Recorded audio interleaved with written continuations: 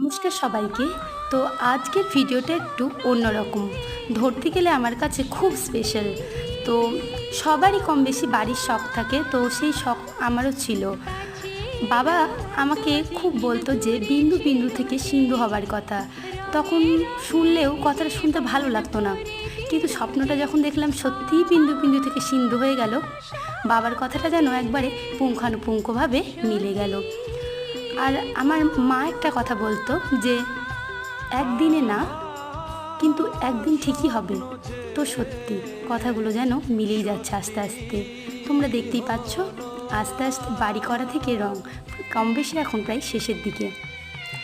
তো রংটা কেমন হয়েছে অবশ্যই তোমরা কমেন্ট করে জানাবে, আর জানালে আমার খুব ভালো লাগবে। অনেক শখ করে জানেন বাড়িটা করেছি। তো ভালো লাগলে অবশ্যই আপনারা একটা করে লাইক